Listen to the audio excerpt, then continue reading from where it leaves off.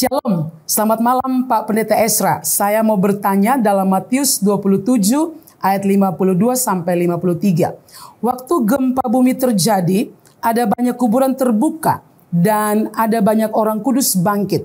Pertanyaan saya yang pertama, orang kudus yang mana yang bangkit itu? Apakah orang-orang di perjanjian lama? Pertanyaan yang kedua, dikatakan di ayat 53, dan sesudah Yesus bangkit, orang-orang mati itu keluar dari kubur dan masuk ke kota kudus yang mana? Dan menampakkan diri kepada siapa? Pertanyaan yang ketiga, kalau yang dimaksud kota kudus secara harafiah berarti kebangkitan Yesus, bukanlah kebangkitan yang spektakuler. Karena sebelumnya sudah ada banyak orang mati keluar dan bangkit dari kubur. Mohon penjelasannya. Ya, ini terkait dengan kisah waktu Yesus mati itu memang ada peristiwa kebangkitan orang-orang kudus. Ya, saya sebenarnya telah pernah membahas hal ini ya, tapi saya mau menjawab pertanyaan saudara ini satu persatu karena ada 3 pertanyaan di dalamnya. Orang kudus yang mana yang bangkit? Apakah orang-orang di dalam perjanjian lama? Ya, itu memang orang-orang kudus perjanjian lama.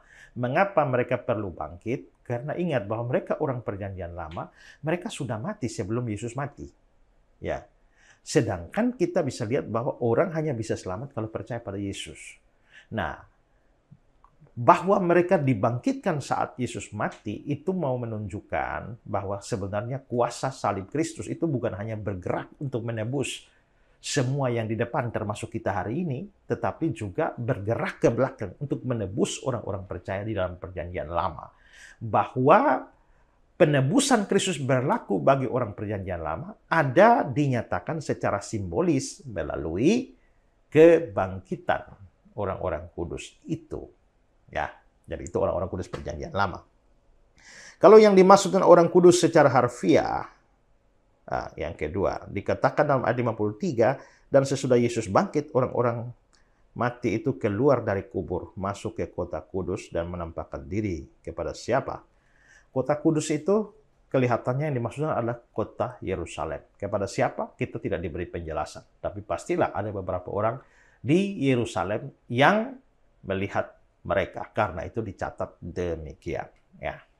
Ketiga, kalau yang dimaksud kota kudus secara harfiah berarti kebangkitan Yesus bukanlah kebangkitan yang spektakuler. Karena sebelumnya sudah ada banyak orang mati keluar dan bangkit dari kubur. Ya memang ada banyak orang, bukan hanya orang-orang itu. Tapi di perjanjian lama kan kita bisa lihat juga. Elisa membangkitkan orang-orang mati. Juga Yesus sendiri membangkitkan sejumlah orang mati. Jadi kalau hanya dilihat dari fakta bangkit dari antara orang mati, ya Yesus tidak istimewa. Karena sebelumnya kan sudah ada. Ya, sudah ada banyak yang bangkit. Tapi istimewa dan uniknya itu adalah bahwa kita bisa lihat sejumlah orang yang bangkit itu jelas-jelas dikatakan mereka dibangkitkan. Dan secara logis kan mereka tidak mungkin bangkit sendiri. Mereka dibangkitkan oleh kuasa Allah melalui para nabi atau lewat Yesus Kristus sendiri. Sedangkan Yesus itu, dia bukan hanya dibangkitkan oleh Bapa dan oleh Roh Kudus, tapi dia juga bangkit sendiri. Dia mengatakan dalam Yohanes pasal 2, itu rombak bait Allah ini dan dalam 3 hari aku akan membangunnya kembali. Ya, yang dimaksudkan itu adalah tubuhnya. Rombak bait Allah itu yang bunuhlah aku. Ya, dalam 3 hari aku akan membangunkannya, membangkitkannya kembali. Berarti itu bicara tentang dia membangkitkan dirinya. Ingat bahwa Yesus itu adalah Allah dan manusia. Dia mati sebagai manusia. Sebagai Allah dia tidak mati. Karena itulah maka kealahannya membangkitkan kemanusiaan. Itu bukan hal yang mustahil. Tapi itu tidak terjadi pada Lazarus, ya, pada anak janda di Nain yang pasif total, di mana mereka dibangkitkan. Sedangkan Yesus termasuk aktif di dalam membangkitkan dirinya sendiri. Selain itu adalah bahwa dalam kasus kebangkitan yang lain, mereka kan habis bangkit mati lagi. Ya, maka mereka akan mengalami kematian 2 kali kan, mati 1 kali lalu Yesus bangkitkan mereka atau nabi-nabi bangkitkan mereka, lalu mereka mati lagi, matinya 2 kali. Tapi Yesus itu berbeda kebangkitan Yesus adalah bangkit dan setelah itu dia tidak pernah mati lagi atau dia hidup selama-lamanya. Lihatlah, aku telah bangkit dan aku hidup sampai selama-lamanya. Jadi biarpun ada kasus orang sudah bangkit lebih dulu dari Yesus, tapi tetap kebangkitan Yesus merupakan suatu peristiwa yang istimewa, ya, dan unik yang tidak ada duanya.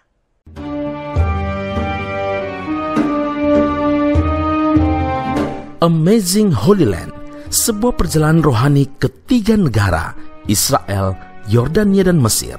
Anda akan diajak untuk mengunjungi tempat-tempat bersejarah dalam Alkitab dan mendengarkan penjelasan secara detail dari tour guide yang berpengalaman.